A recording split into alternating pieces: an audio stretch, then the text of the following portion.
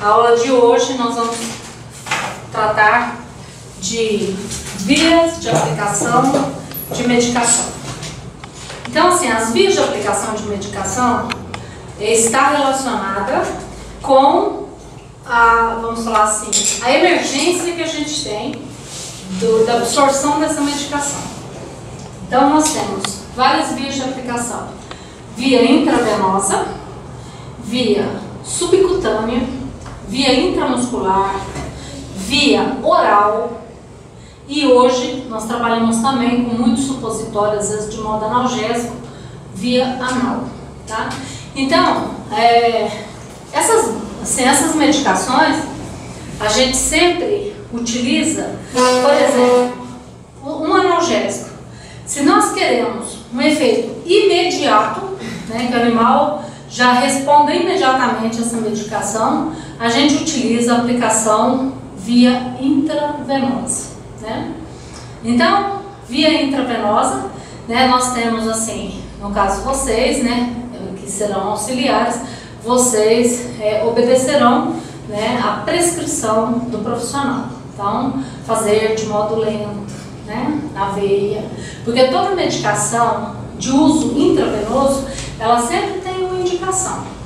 Ou ela é aplicada, no caso os analgésicos, eles são aplicados sempre associados a um soro glicosado, a um soro fisiológico, né? Então, assim, sempre, né, cumprindo com as orientações do profissional, tá?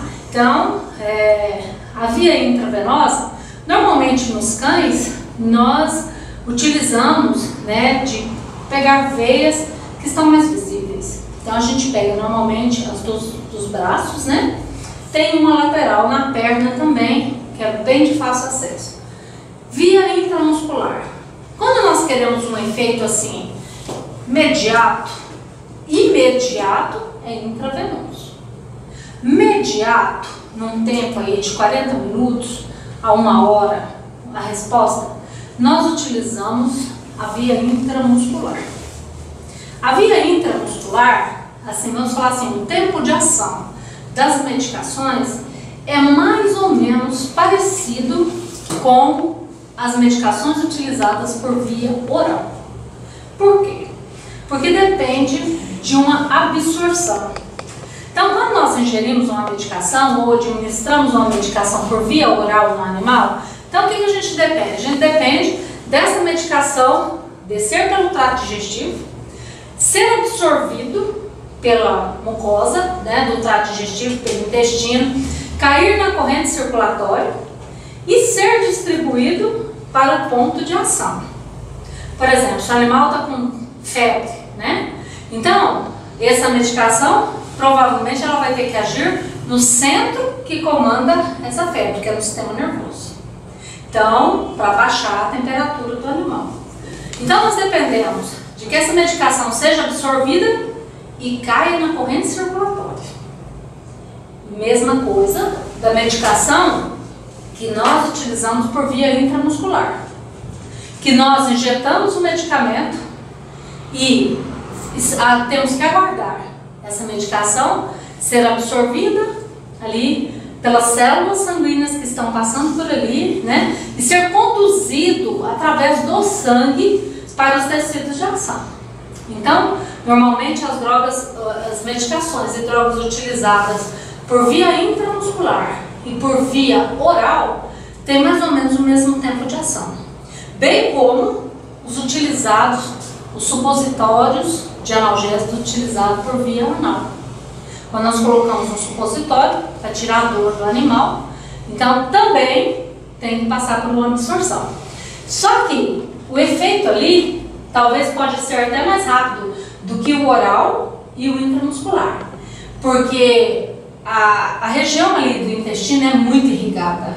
Então, assim, tem muitos microvasos, né? E esses microvasos colaboram para a absorção mais rápida dessa medicação e jogar essa medicação o mais rápido possível na corrente circulatória, para ele agir no ponto esperado de ação, tá?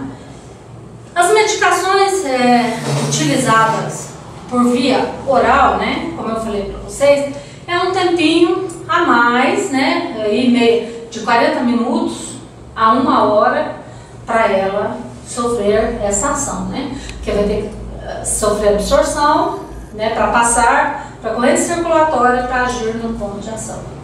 Bom, então assim, falando disso, vocês perceberam que quem na verdade vai ter um grande papel nessa aplicação e ingestão de medicações é o sangue. Quem vai transportar essa medicação até o ponto de ação é a corrente circulatória.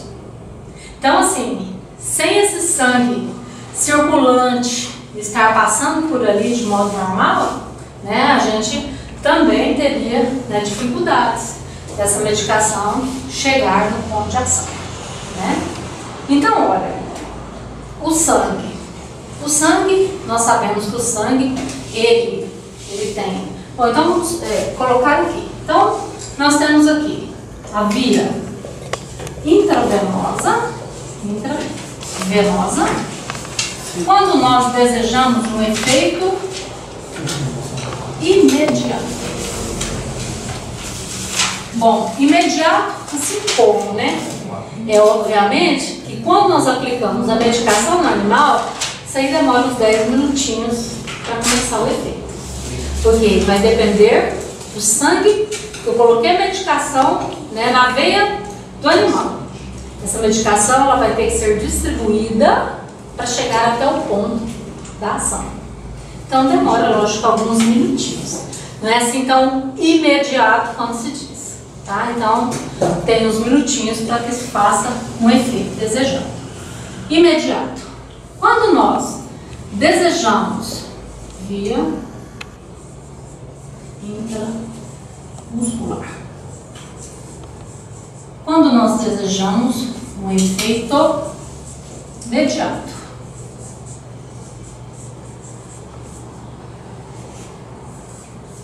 Medicação por aplicação por via oral, também um efeito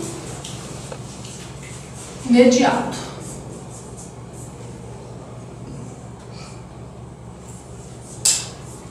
Por via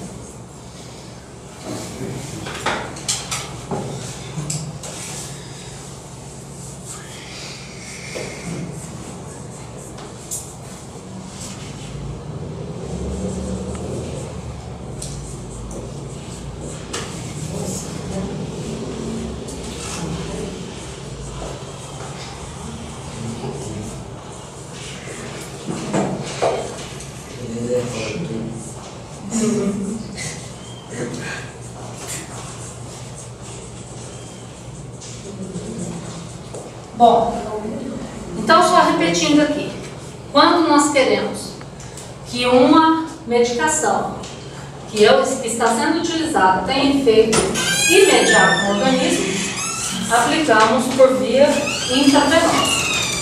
Quando desejamos um efeito imediato, quer dizer, em 40 minutos a 1 hora, nós temos um efeito imediato. Via oral, efeito imediato, 40 minutos a 1 hora. Via anal, efeito imediato, também assim, meia hora a 40 minutos, 1 hora. E via subcutânea, que é um efeito demorado.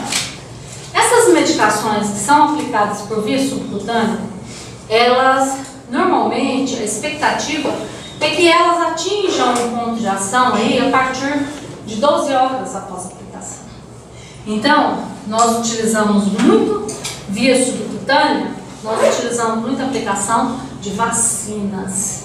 Por que vacinas? Porque nós sabemos que quando nós aplicamos vacinas em um animal, essa vacina ela vai começar ela vai ser absorvida lentamente.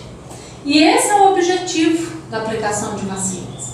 É que o vírus ou a bactéria seja reconhecido lentamente. Porque o organismo, a partir do momento que o organismo vamos falar assim, identifica o vírus ou a bactéria, aí o organismo começa a produção de anticorpos.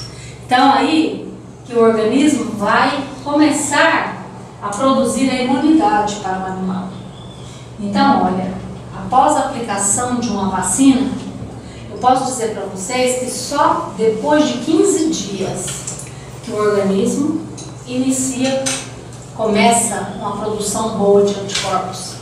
Então, por isso, que quando nós fazemos uma vacina, né, nós fazemos, normalmente as vacinas têm recomendações de serem aplicadas e depois de fazer um reforço. Para que esse reforço? Não é nada assim, vamos falar assim, não é nada eventual, é porque deve ser realizado. Porque você estimulou a primeira vez o sistema imunológico, ele começou a produzir anticorpos, mas aquela dose de vacina talvez não seja suficiente para o organismo produzir uma quantidade grande de anticorpos. Porque quando esse vírus é reconhecido pelo organismo, né, o organismo é estimulado à produção de anticorpos. Então, por isso, a gente normalmente aplica reforço com 30 dias e depois reforço com mais 30 dias. Então, por isso que a gente fala assim, o animal, seu animal, se ele foi vacinado, se ele tem 3 doses de vacina e já fez 15 dias da última dose que ele tomou, provavelmente ele tem uma imunidade boa para enfrentar o contato com um animal doente, entendeu? Um animal que tomou uma única dose de vacina, fez ali 30 dias que ele tomou uma dose de vacina, a imunidade dele ainda é baixíssima. E ele corre o risco de pegar doenças assim, tá? Mesmo após a segunda dose de vacina, o animal tem risco grande de pegar doenças, principalmente a cinomose. Então, só após a terceira aplicação de vacina, após uns 15 dias, é que nós garantimos uma imunidade melhor. E ainda não de 100%. Nenhuma vacina te dá a garantia de que o seu animal está livre da doença. Tá? Porque cada organismo responde de um jeito. Então, eu digo para vocês, fala assim, em percentual, quanto que seria essa imunidade, né? Quanto que seria? Talvez em torno, é bastante discutido isso, mas em torno aí de 93% a 97% de imunidade. O resto ainda é para o risco de contato e de contágio. Só que quando o animal é vacinado, tá? Ele, pelo menos, se ele entrar em contato, ele vai ter uma doença mais branda, mais leve. Ele não vai ter um quadro tão agressivo da doença do que se ele não tivesse sido vacinado. Aí vocês podem me perguntar assim, mas então o animal adulto que nunca foi vacinado, ele deve ser vacinado? Sim. Só que a melhor fase de se vacinar um animal é na fase inicial, na fase de crescimento. Iniciando aos 45 dias de idade a primeira dose. E fazendo as 3 doses consecutivas, uma por mês. E você fala assim, nossa, mas eu tenho uma cachorrinha, tem 2 anos, o Andrinhos nunca vacinou? Eu devo vacinar? Lógico que sim. Deve vacinar. Só que já vou te garantir uma coisa. Se um animal que era novinho e você começou a vacinar, e ele com 45 dias, e ele ainda vai ter uma imunidade do tipo de 90%, um animal que já formou um sistema imunológico, que vai estar reconhecendo aquele vírus pela primeira vez, talvez ele não tenha essa imunidade. Ele vai chegar aí na imunidade assim de uns 70%. Dependendo da idade do animal também. Se for um animal de 2 anos. Agora um animal de 5, 6 anos, já é bem mais baixa ainda essa imunidade. Talvez fique aí uns 50%. 50% vai ficar para o risco da infecção e do desenvolvimento da doença. Tá? Bom, mais um exemplo da vacina subcutânea que tem que ser absorvida lentamente. Antigamente, na bovinocultura, a vacina de febre aftosa, ela vinha por via aquosa e ela era indicada por fazer por via subcutânea. Acontece que, passados uns tempos, começou a manifestar em alguns rebanhos a doença, mesmo os animais tendo sido vacinados por via subcutânea com a vacina de veículo aquoso. Aí o governo decidiu o seguinte, nós vamos mudar o veículo da vacina.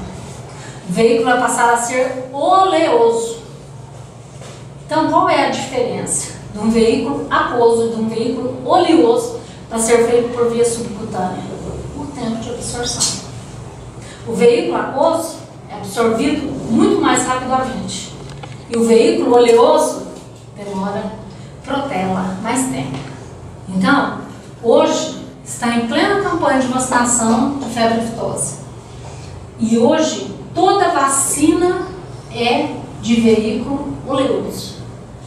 Ah, mas por quê, professor? Porque cada dia que passa, um fragmentozinho daquela vacina é reconhecido por células do nosso organismo, do organismo do animal, que vai desenvolver a produção de anticorpos. Cada dia que passa, fazendo com que este período de reconhecimento do vírus se protele por 4 meses, que é o período. Vacina-se em abril, não é? Maio e novembro. Então, a hora que o organismo já está parando de reconhecer o vírus, na verdade já está acabando aquele efeito daquela vacinação, já entra com outra dose. Aí, quem tem o convívio sabe que depois que mudou o veículo da vacina, se tem muito problema também com a formação de abscessos embaixo da pele do animal. Só que aqueles caroços, aqueles abscessos que formam, não é devido à vacina, é devido à vacinação, porque ela é indicada a ser feita por via subcutânea. Então, ali, para formar aqueles abscessos que vocês veem, né, os animais com aqueles caroços todos no pescoço, vazando, pus, etc., aquilo ali foi um mau manuseio no momento da vacinação. Que jeito isso acontece? Primeiro, zelo com o equipamento de uso. Agulhas que são utilizadas no rebanho inteiro no dia da vacinação. É recomendado que a cada 10 animais que passam num tronco de vacinação, que você remova a agulha e coloca ela numa substância bactericida e pega uma agulha nova e acople ali. O tamanho da agulha, o comprimento da agulha também tem uma indicação certa, porque se você pegar uma agulha mais longa, ela deve atingir fibras musculares. E se isso acontecer, é fatal a formação de abscesso. Então ela tem que ficar só entre a pele e a musculatura. Ela não pode adentrar para a musculatura, porque ela dá problema, dá abscesso. Tá? Então, a via subcutânea tem que ser subcutânea mesmo. Aí você me pergunta, então se num processo de vacinação num animal, num cachorro, eu fizer, ela deve ser feita via subcutânea, e eu fiz e pegou um pouquinho de músculo, vai acontecer algum problema? Provavelmente. Vai fazer um abscesso, igual faz nos animais. Tá? Então aí tem que se trabalhar, colocar uma compressinha, né, de gelo no dia que faz a vacinação, se o animal for muito dolorido, né, para poder estar ajudando nisso daí. Bom, então, as vias de aplicação de medicamentos são essas daqui, tá certo? Tá? Então, todas elas devem ser rigorosamente obedecidas, porque existem medicações que é proibido fazer por via intravenosa. É bater e valer, mata o animal mesmo, tá? Então, o que tem indicação intramuscular deve ser feito intramuscular. O que tem indicação intravenosa e intramuscular, provavelmente, quando fala sobre aplicação intravenosa, já vai dizer a você aplicar lentamente por via intravenosa.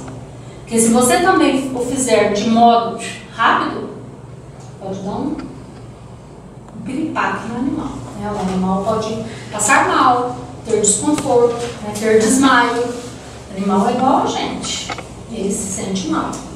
Algumas medicações, se você faz de modo mais rápido, ela promove vômito no animal, tá? Tonteiras. Então, é necessário seguir a recomendação da aplicação. Intramuscular. Saber o local de injetar essa medicação. Porque não é qualquer local que nós podemos fazer a medicação por via intramuscular. Nos cães, por exemplo, nós utilizamos uma localidade, que normalmente é o músculo do bumbum, o glúteo. Normalmente aplicamos no glúteo. Nos equídeos, nós já aplicamos no pescoço, tá? Nos bovinos, aplicamos no pescoço e aplicamos no glúteo também, tá? Em outras espécies, nos felinos, né, nos gatos, aplicamos também no glúteo. E tem gente que, assim, na verdade vai fazer a medicação e não sabe fazer. Então, isso daqui a gente tem que saber fazer também. Se você fizer a infusão da medicação no local errado, você pode, inclusive, deixar o animal deficiente da perna. Se você afetar um nervo, por exemplo. Na lateral da perna, tem gente que faz na lateral da perna, proibido. Fazer no bumbum, no glúteo. Porque na lateral da perna descem nervos e vasos importantes. Isso nos bovinos ou nos equinos também assim? Nos bovinos, como eles têm um músculo maior, dificilmente você erra uma agulhada. Os equinos a gente quase não usamos fazer no bumbum por causa dos pés, do coice. Então nós utilizamos de fazer no pescoço, na tábua do pescoço, tá? Uma região mais longa. Intravenosa eles costumam fazer em equinos nas pernas. Fazemos também. Nas patas. Intravenosa? Porque tem os equinos, tem o meu pai, por exemplo, ele usa muitas das vezes. Tem veias que no pescoço é muito mais usado, mas também nas patas às vezes. É mais frequente no pescoço, na região cervical. A gente pega o jugular. Entendi. Tanto para bovinos quanto para equinos. Bovinos nós ainda pegamos a mamária, a veia mamária ali. Que vai irrigar ali o tecido mamário, tá? O tecido glandular, da glândula mamária. Então, a gente pode pegar aquela ali também, é de fácil acesso. Normalmente, nós buscamos pegar veias de fácil acesso, tá? Em último caso, o animal tem veia em todo lugar. A gente, assim, conhecendo a parte anatômica, tem veia até no rabo, na orelha. Quantas vezes já tratei animal na orelha? Que às vezes não conseguia pegar do braço, da perna, né? Da região da face interna da perna, da coxa. Então, a gente pegava na orelha. Ciência, onde pega tem que ir. E o último caso em cães, nós usamos a jugular.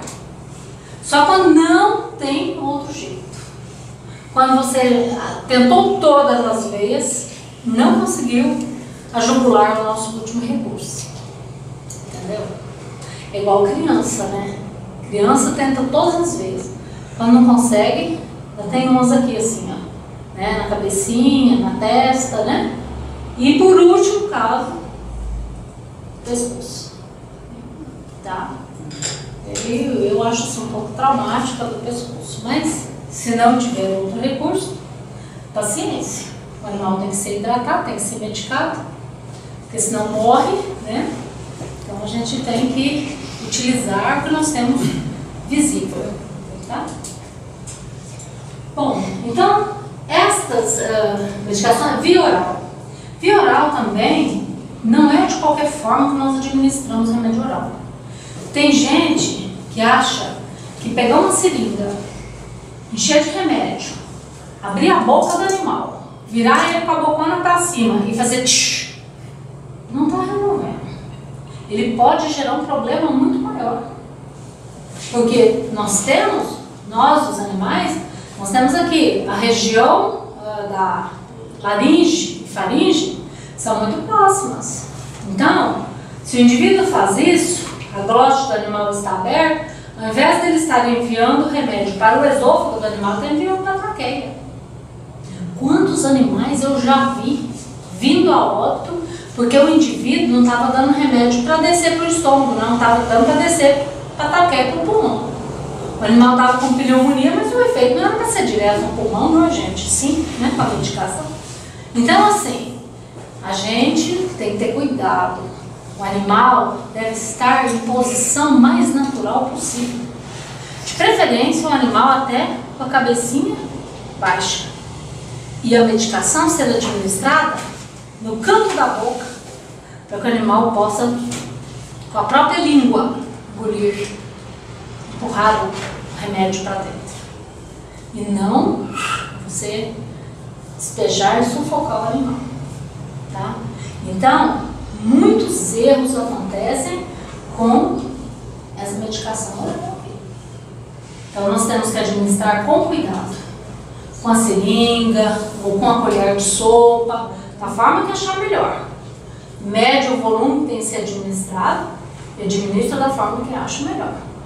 Mas cuidado para não sufocar o animal. Cabeça em posição normal. Nada de levantar o animal, né, levantar a cabeça do animal, porque às vezes não vai melhorar. Vai dificultar a digestão da medicação. E via anal, normalmente, essas medicações anais, elas são mais via supositório, tá? Então hoje se tem, para comercializar, supositórios à base de analgésicos, né? E algumas outras medicações. Qual é a indicação de utilizar uma medicação dessa? Uma medicação dessa, normalmente ela é utilizada quando nós temos à nossa frente um animal com vômito frequente. Se o animal está vomitando frequentemente, febre alta e etc., então é melhor ou você administrar por via intravenosa, ou intramuscular, ou não. É uma opção. Porque senão você não vai colocar a medicação na boca do animal para cair no estômago do animal devolver. Então nós sempre utilizamos as vias que não comprometam esse estímulo do centro do vômito do animal. Tá? Tudo bem até aqui? Tá. Bom, então, gente, agora nós vamos dar continuidade àquelas nossas distribuições. Quem veio na aula passada, quem não veio, sobre a endoscopia de alguém? Comando, tá? Material oficial. Bom, então na aula passada, nós começamos a ver exatamente isso. As partes do corpo, tá? Então, como divide esse corpo? Então, cabeça, pescoço, tronco, membros e cauda, né? Então, olha, posso apagar aqui? Pronto.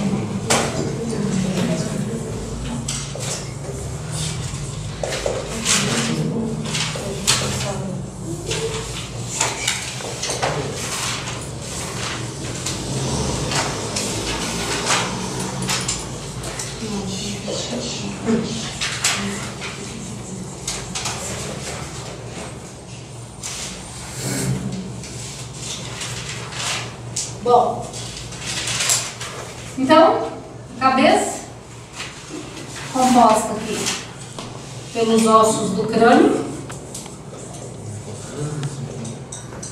pescoço,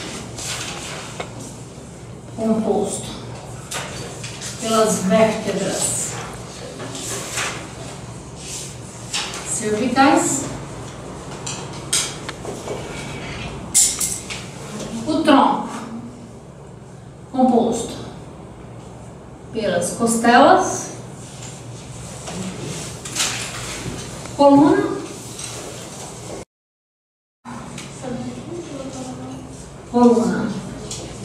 sacral,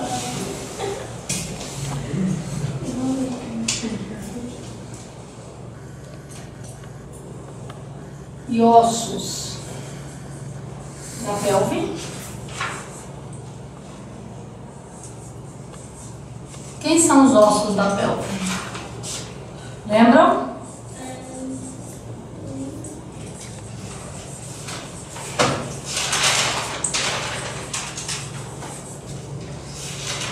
Ilho. São esses? Ilho, isquio e pulpo. Isso, é.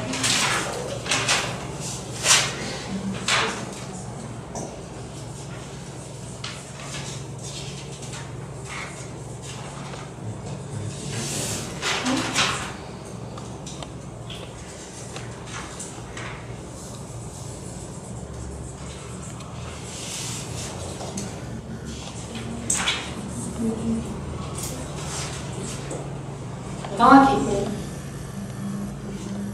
o corpo então se divide em cabeça, pescoço, tronco, membros e cauda. Quem forma a cabeça? Os ossos do crânio. São vários ossos, né, que se unem para formar os ossos do crânio. Como eu falei para vocês, tem vários, né? Osso supraorbital, infraorbital, zigomático, temporal, frontal, nasal, mandíbula, maxila. Então são vários, facial.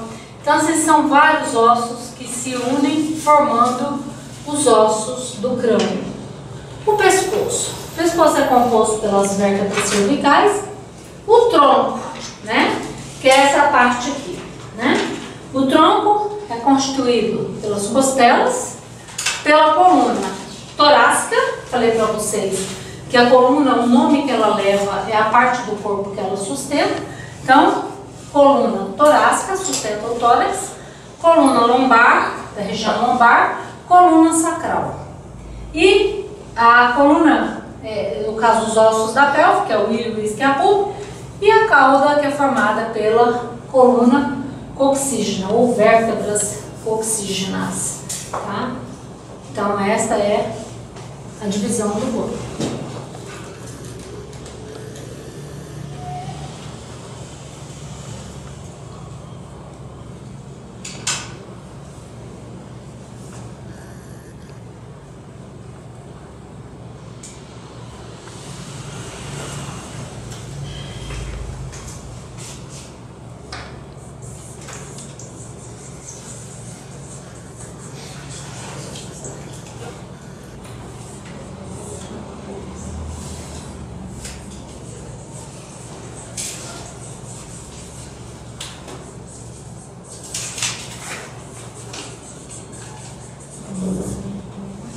Planos e eixos traçados em um animal em posição anatômica.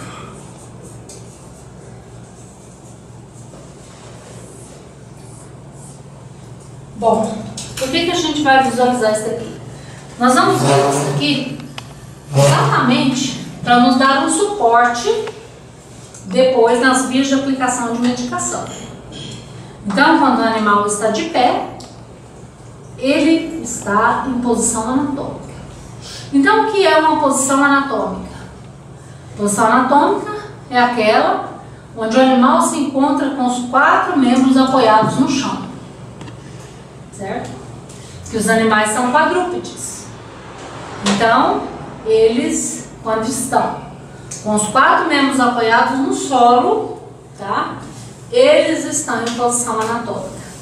E nós também só podemos falar em planos e eixos traçados no corpo do animal se ele estiver em posição anatômica. Porque se ele não estiver em posição anatômica, nós não temos como falar em posição anatômica. Certo? Posso apagar o quadro?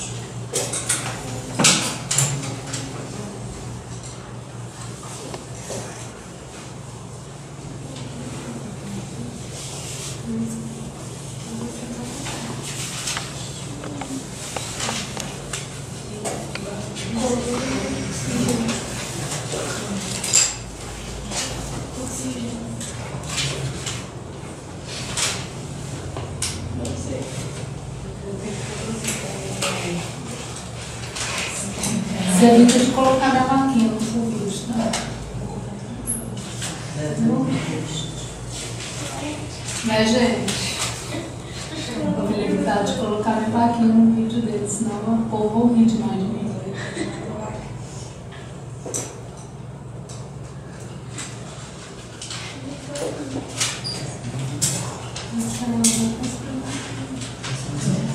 Deixa eu desenhar.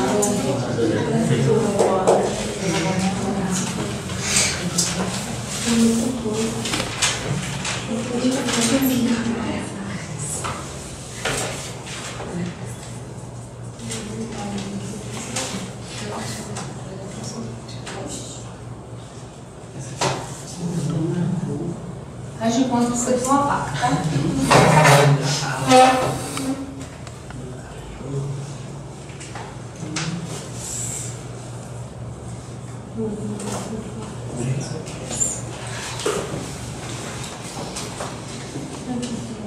Veja bem, quando a gente fala em posição anatômica, nós estamos falando deste animal que está de pé, com os 4 membros apoiados no solo, com o olhar para o horizonte e a cabeça formando um ângulo, tá, de 45 graus com o dorso.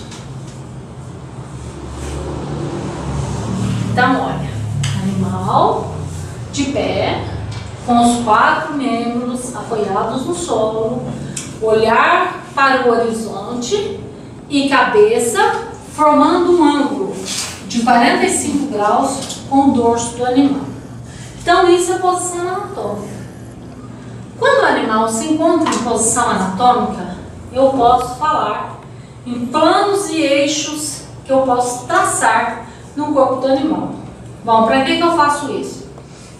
Eu faço isso normalmente para identificar alguma estrutura, identificar um local de uma lesão, entendeu? Porque às vezes você está na fazenda, né, e acontece um problema com o animal, então os ossos você já conhece. Então é só depois dizer a região que ocorreu o problema. Então veja, quando eu falo nesses planos, são planos que nós traçamos, planos imaginários, que a gente traça no corpo do animal. Primeiramente, se eu fizer um plano que passa tocando a cabeça do animal ou o crânio do animal em algum ponto, tá? Eu chamo este plano aqui, ó, de plano cranial.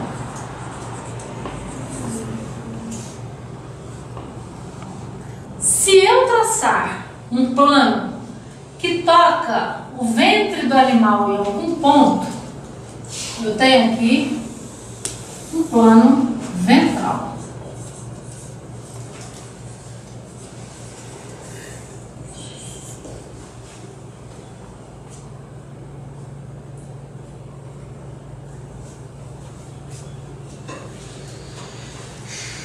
Se eu traçar um plano tocando o dorso do animal em algum ponto, eu tenho aqui um plano dorsal.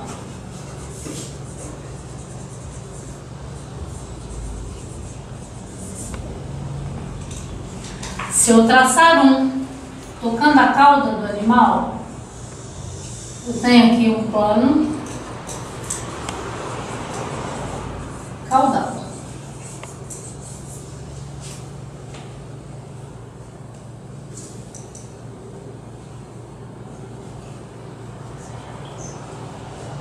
Na verdade, são planos que tangenciam, tocam, né, no corpo do animal em algum ponto nessas regiões aí: dorsal, ventral, cranial, caudal.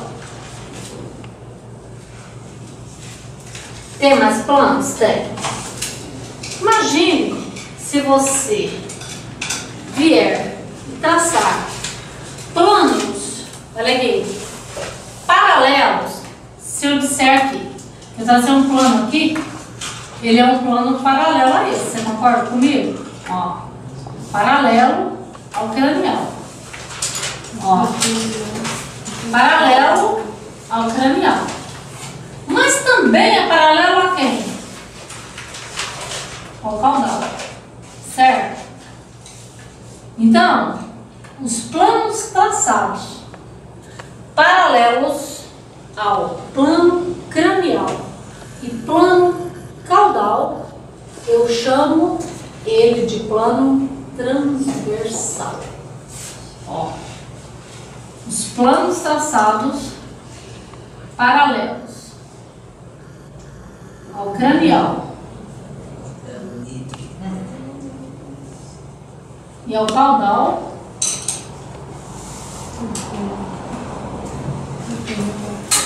eu chamo de plano transversal. Plano transversal.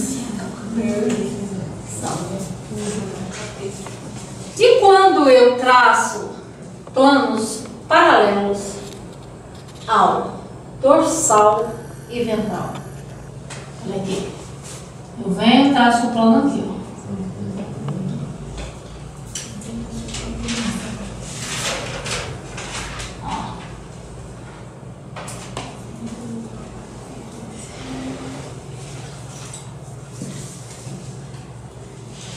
Quando eu traço paralelo ao ventral e dorsal, eu tenho aqui um plano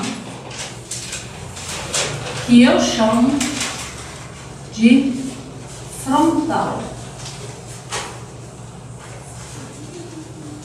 Plano frontal. Certo?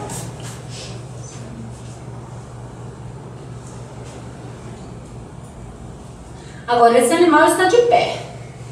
Está em posição anatômica. Então, concordam comigo que se eu traçar um plano aqui, ó, encostando na lateral do animal, do lado direito, eu tenho um plano lateral direito. E se eu traçar um aqui, tocando o animal, eu tenho um plano lateral esquerdo. E se eu traçar planos paralelos entre o lateral direito e esquerdo, vai chegar um ponto que eu vou traçar um plano exatamente ao meio, não é? Que se eu cortar o animal, eu divido ele em 2 antímeros. Um antímero direito e um antímero esquerdo. Igual matar porco e você dividir um animal em 2 bandas. Entendeu? Você tem um lado direito e um lado esquerdo. Esse plano que divide o animal em 2 partes iguais é chamado de plano sagital mediano. Então, olha, quando a gente traça planos, aqui ó, um plano aqui ó, no caso aqui, ele vai ser quem? Um lateral, que lado que é esse da vaca que dá para nós? Esquerdo.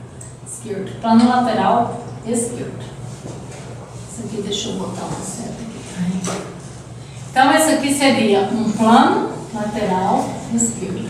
E o do lado de cá? Vocês entenderam o que eu quis dizer, né? Então, de cá é um plano lateral direito. E todos os que eu traçar aqui, ó, paralelo a esses 2 aqui, são planos sagitais. Planos sagitais. Sendo que o que divide o animal ao meio é chamado de plano sagital mediano. Então, plano sagital mediano divide o animal em 2 antímetros, no direito e no esquerdo. Entenderam o que eu repito tudo? Tudo bem, Suzana? Tudo bem. Tudo bem? Tudo.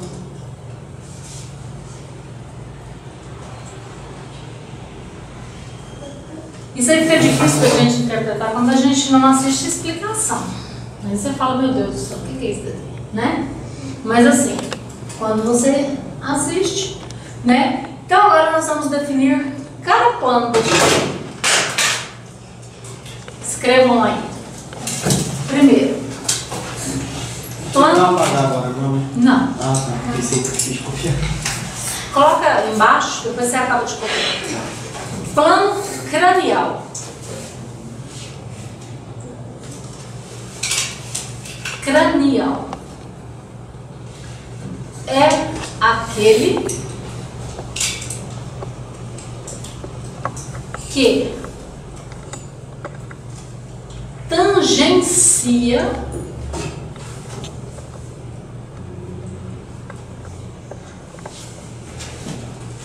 o crânio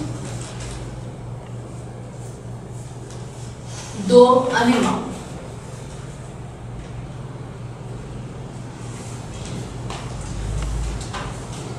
Plano caudal.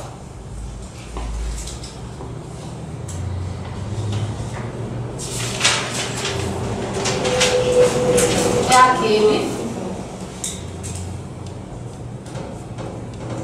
que tangencia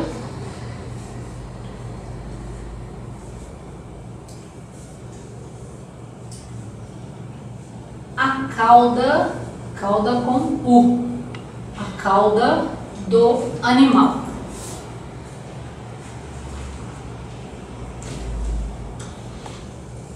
Plano ou planos transversais. Transversais. É todo plano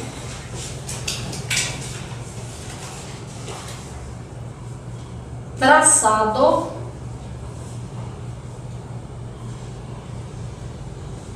paralelamente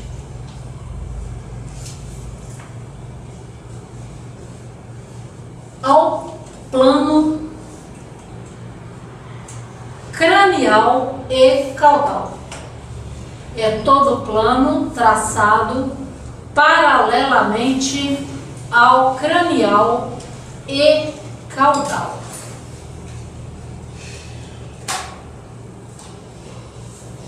Vai lá, plano ventral. Plano ventral.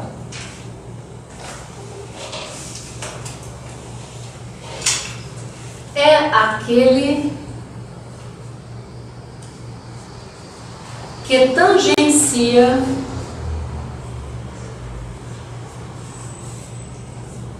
o ventre do animal.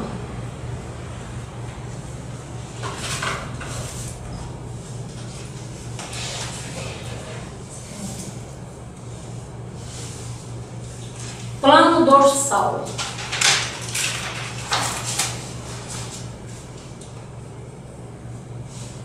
É aquele que tangencia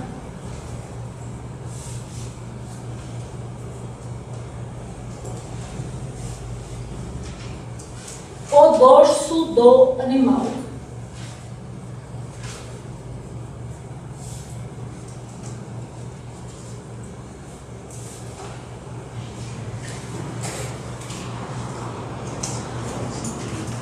Planos frontais.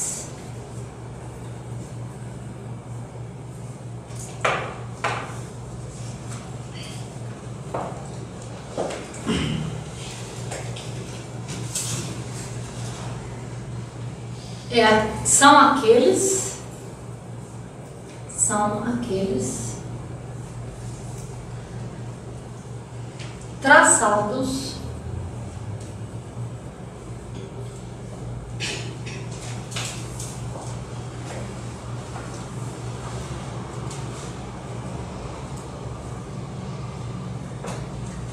paralelamente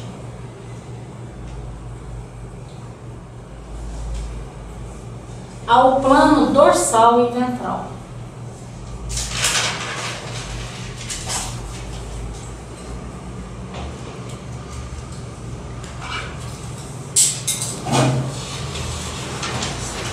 Plano lateral direito.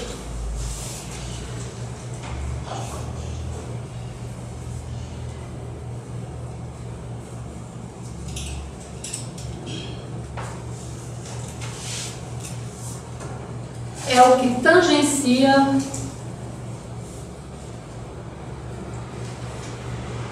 o lado direito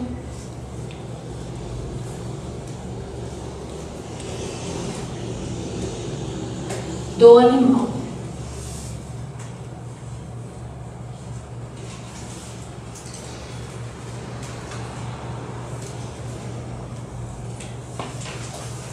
Plano lateral esquerdo.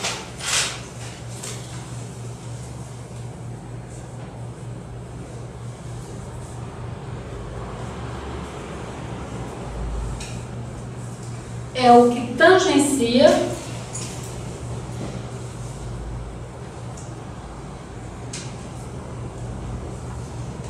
o corpo do animal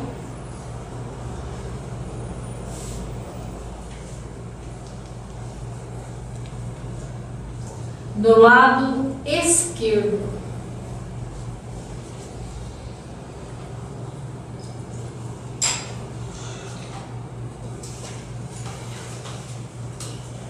Planos sagitais.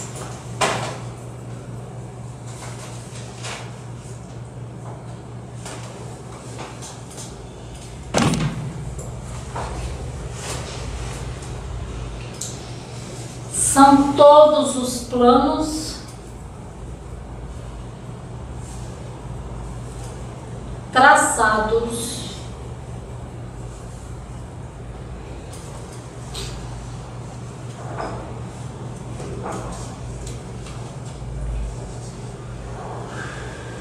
paralelamente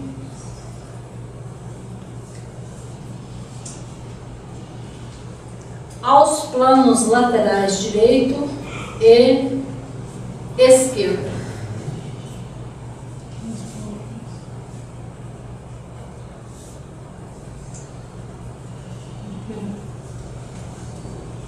Perdeu, hein?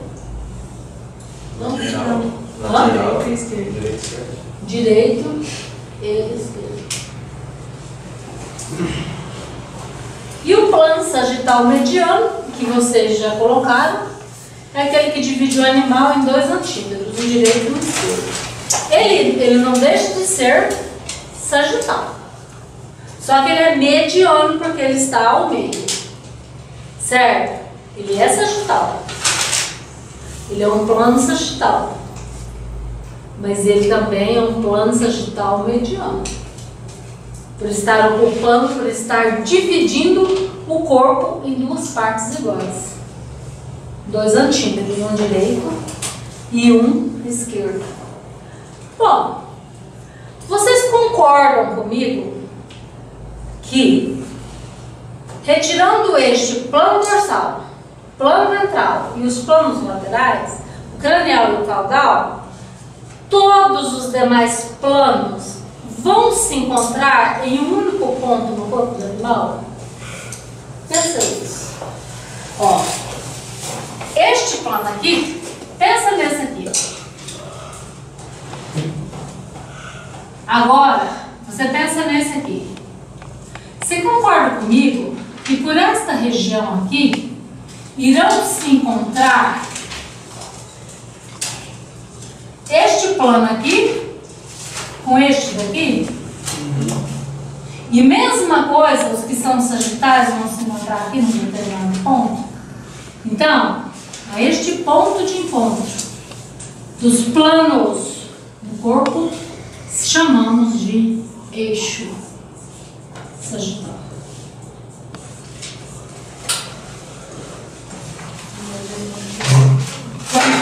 Então, o que é eixo sagital? É o ponto, pode entrar, é o ponto de encontro dos pontos da traçados no corpo de um animal em posição anatômica. Então vamos repetir? É o ponto. Eixo sagital? Eixo sagital. É o ponto de encontro. Eixo sagital. É um ponto de encontro dos planos traçados. É um ponto de encontro. Dos planos traçados no corpo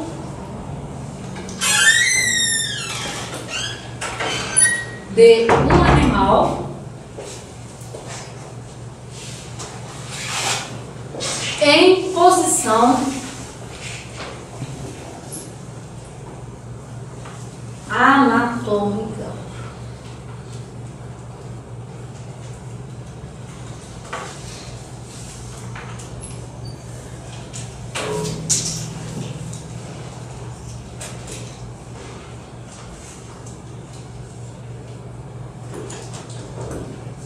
Certo? Alguém tem dúvida? Tudo bem? Bom, Esse plano transversal é todo plano que é traçado assim. sim. Transversal é todo que é traçado assim. Paralelo ao caudal e cranial. Paralelo ao caudal cranial. O que é paralelo ao dorsal e ventral são frontais. Certo? Tá? Tudo certo? Agora, veja bem. Isso são planos que eu posso tratar somente quando o animal está em posição anatômica. Se o animal estiver deitado, com as pernas para cima, já não tem jeito. Entendeu? Então, estas definições que eu mencionei a vocês é somente se o animal estiver em posição anatômica. Se ele não estiver em posição anatômica, não tem como traçar planos de eixo.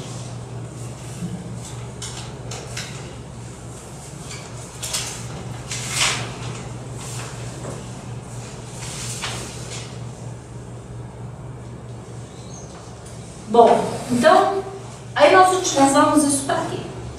Normalmente, quando uma lesão está mais próxima da região da cabeça do animal, né, vamos dizer que está ali, uma lesão ali nas costelas, mas mais tendendo a cabeça do que ao rabo do animal.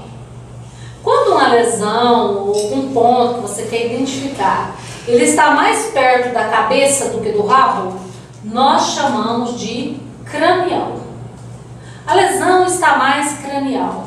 Ou se a lesão estiver lá, já perto ali da região das tetas do animal, a lesão está mais caudal. Então assim, se eu traçar um plano transversal no animal, quem é o plano transversal? O paralelo ao cranial e ao caudal. Se eu traçar um plano transversal no animal, a estrutura que eu estou me referindo, de uma lesão ou coisa assim, está mais caudal, ou está mais cranial. Em quem eu vou me basear para falar isso? No eixo sagital. Porque o eixo sagital ali é o ponto de encontro. Então ele vai ser meu ponto de referência. Está mais cranial a ele ou está mais caudal a ele? Tá certo?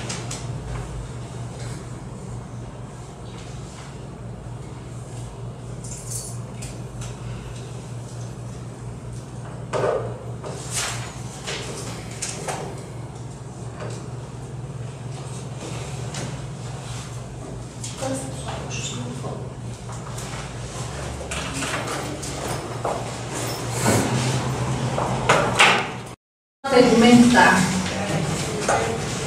ou sistema de revestimento. Quem é o tegumento? O tegumento representado pela pele, né? A pele, para que ela serve? Quais as funções da pele? Alguém pode me dizer alguma função? Proteger? Proteção. Proteção de quem? Proteção do que está por baixo, da musculatura. Proteção contra o quê? Contra o calor, frio. Proteção também e contra a invasão de micro-organismos, tá? Porque a pele íntegra, ela dificulta a entrada, né, de micro-organismos, né? E outra coisa, como você me falou, proteção contra o calor, através de quê que existe essa proteção? Como funciona essa proteção contra o calor? Através das células que tem na pele? A pele possui anexos. Quem são os anexos da pele? O pelo é um anexo da pele. O que mais? As unhas são anexos da pele. O que mais? As glândulas que produzem o suor. As glândulas sudoríparas são anexos da pele. Tem mais? O que mais? As glândulas sebáceas, que produz a oleosidade da nossa pele. Então, tudo isso são anexos da pele. Bom, antes de falarmos desses anexos, queria dizer que a pele, ou tegumento, é um sistema que tem como função, tá? Vamos falar assim, proteger ou recobrir toda a nossa área do corpo. Inclusive, em alguns locais, recobrir as nossas cavidades. Por isso que eu chamo de tecido tegumentar. Porque a pele, ela é diferente deste tecido que recobre, por exemplo, a nossa cavidade, a boca, que recobre internamente o nosso nariz, na verdade, a região genital. Então, esse tegumento, ele é diferente, um tegumento diferenciado. Agora, o tegumento, o tecido tegumentar, ele é o sistema tegumentar, ele é o maior sistema do nosso organismo, do nosso corpo. Se você mediu, ele dá em torno de 2,40 metros. Se você emendar, né, todos os tecidozinhos, dá em torno de 2,40 metros. Então você vê que é um tecido realmente grande. E serve para quê? Serve para recobrir o nosso corpo, serve para proteger contra a entrada de micro-organismos quando a pele está íntegra, serve para alojar as glândulas anexas, como glândula sudorípara e glândula sebácea, tá? Anexos da pele. O que os anexos fazem? As unhas, que normalmente para várias espécies elas servem como defesa do organismo, tá? No caso, os felinos, né? Todas as unhas servem de defesa. Tamanduá. Olha que unha, né? Enorme que é o tamanduá. Então, assim, cada espécie tem uma adaptação diferente. Os animais que são portadores de chifres, os chifres são anexos da pele. É composto por um tecido córneo, por isso que ele é chamado de corno, tá? Então, e isso, na verdade, os animais que têm chifre, eles normalmente são portadores de uma liderança a mais do grupo. Ele bate nos demais. Todo mundo tem medo de chifre. Até os colegas de baia têm medo de chifre. Então, por isso que às vezes a gente promove retiradas de chifre, de escornas. Então, removemos o chifre desses animais. E o objetivo maior de retirar o chifre do animal, primeiro deles é a estética, para deixar a cabeça do animal mais bonita. E o segundo é exatamente para facilitar o manejo, para diminuir as brigas no coxo na hora da alimentação. Que o animal que tem chifre, ele normalmente fere os outros animais no momento da alimentação. Ele quer mandar no pedaço. Além de chifrudo, ele quer dominar o pedaço, entendeu? Então, por isso que a gente retira o chifre dos animais em algumas circunstâncias. Professora, Sim. o cabelo seria um anexo da pele ou não? Sim, pelos, de modo geral. Tá? Pelo de modo geral. É, cabelo também. Tá? São anexos da pele.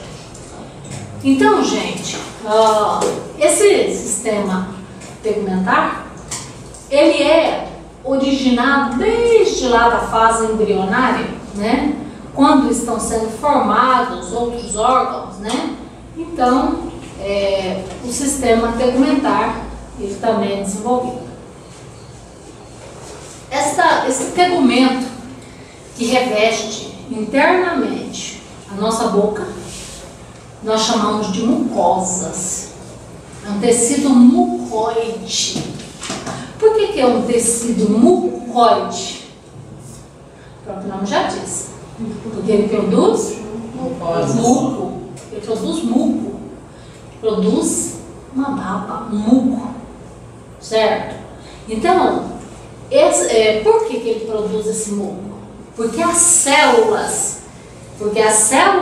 se juntam para formar tecidos. E os tecidos se unem para formar os órgãos. Então, as células que se juntam para formar esse tecido tegumentar, elas são células mucoides. São células que possuem a especialidade de produção de muco. Então, são as células que revestem cavidade oral, as células que revestem cavidade nasal, a que reveste o trato genital, tanto do macho quanto da fêmea. Tá? Então, as células mucoides, elas produzem muco, secreção. E é tão interessante que, por exemplo, no nosso trato respiratório, no nosso nariz, o que acontece? Nós temos lá dentro, né, esse revestimento interno do nariz, nós temos micropelinhos, pelos. Para que serve esse pelo dentro do nariz? Para filtragem do ar. O ar é filtrado no nosso nariz.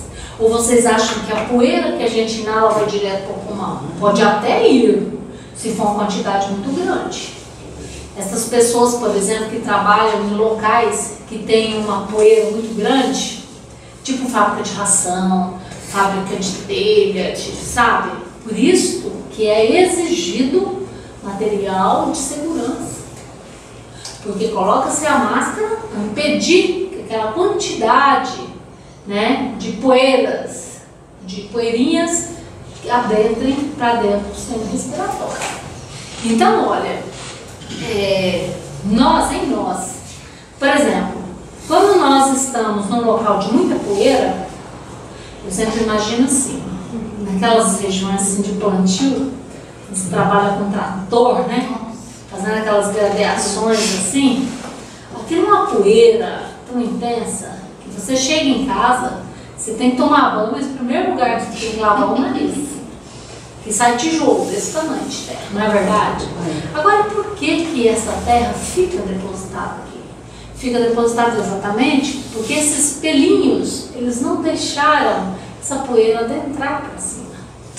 E outra coisa que é interessante também, esse tecido que reveste a nossa cavidade nasal, além desta capacidade de fazer filtração do ar que nós inalamos, tem a capacidade de aquecer o ar. Por que quando nós vamos para uma região fria, o ar que nós inspiramos chega a doer essa região aqui, na verdade? Chega a doer por quê? Porque nessa primeira etapa de entrada desse ar no nosso canal nasal, tá? Ele vai assim, vamos falar assim, ele vai esfriando tudo isso. Depois, né, que o ar pega outro rumo, outro caminho para descer, ele já está praticamente aquecido. Que seria até mal, né, faz mal, inclusive, se o ar chegar gelado no nosso pulmão. Então, outra responsabilidade desse tecido de revestimento da cavidade nasal é aquecimento do ar. Filtração, aquecimento do ar, né? Então vocês viram que o tecido tegumentar, ele tem um monte de funções. Observe que o cotovelo de vocês, ele tem uma pele mais espessa do que o rosto. A sola do pé, muito mais espessa ainda. Então tudo isso é uma adaptação que nós temos para a gente tolerar as modificações do meio. Imagina como seria se a nossa sola de pé tivesse o mesmo tipo de tecido da face ou do bumbum. Rasgaria, né? Viveria rasgado os pés. Né? Para sustentar, suportar o peso da gente em cima. E para estar, às vezes, assim, pisando em locais de, né, íngremes, de mais difícil acesso. Então a gente sofreria muito com isso. Então por isso que tem essa adaptação. Vamos falar assim, esse espessamento. Então o espessamento da pele não é ao acaso. Ocorre espessamento de pele exatamente por uma questão de adaptação. Os animais que habitam o deserto, por exemplo, olha a espessura que é a pele daqueles bichos. A espessura da pele do elefante, a espessura da pele do hipopótamo, não é? Muito, sabe, eles têm assim um preparo intenso. Aplicar uma vacina no elefante deve ser bem difícil, né? Super difícil. O hipopótamo, tá? Muito difícil. O hipopótamo, a agulha, você utiliza para aplicar injeção, ela dessa grossura. É verdade. Também, não uma espessura dessa, mas o búfalo com agulha de bovinos a gente consegue, mas tem também uma pele bem espessa. Bem espessa.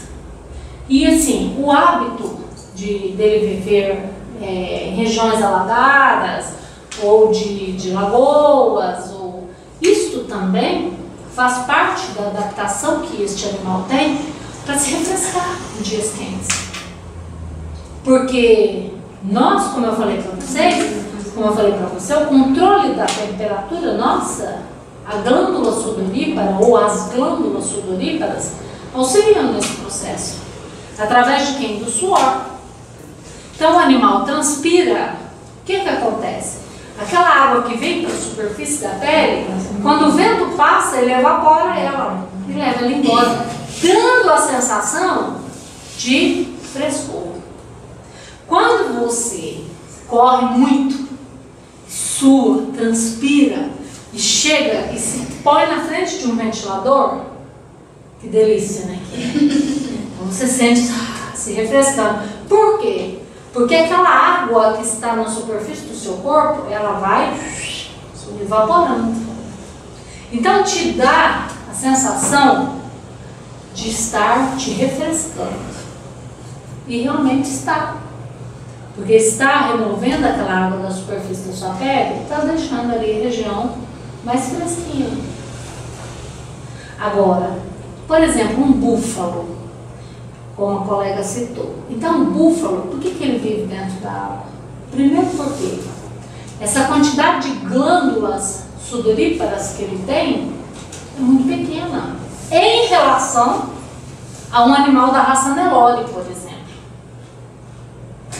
Os animais, eles são adaptados, né? Então, o zebuíno, de modo geral, o Nelore, o gir, o buzerá, o brahman, o tabapuã, todos esses animais, os zebuínos, eles têm uma quantidade enorme de pelo por centímetro quadrado de pele.